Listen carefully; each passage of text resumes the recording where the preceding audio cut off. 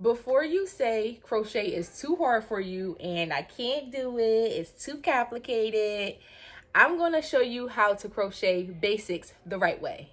So today, in this video, I'm going to teach you the chain stitch, and it's also known as the foundation stitch. Now, the chain stitch is basically the foundation row of most projects. So without further ado, let's get into the chain stitch. So first I want to show you the hook that I used as a beginner and I still use to this day, and it's my favorite. It's a size H hook, 5mm hook.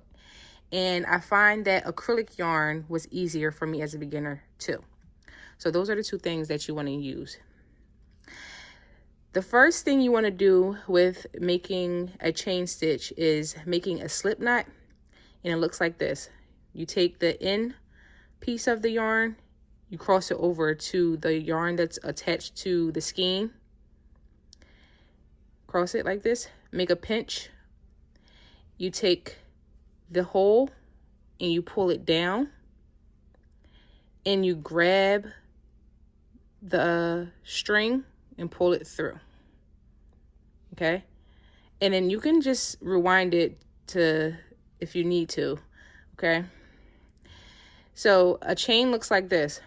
You want to wrap your hook.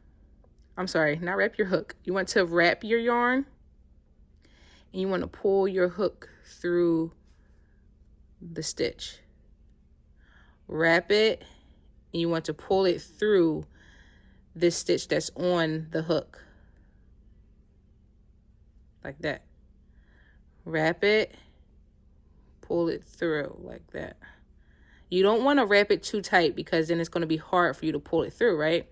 So you want to wrap it just enough so you're able to pull it through with ease. Okay? So that's literally how you do the chain. How easy is that, right? So I'll do a few more so you can see how it looks.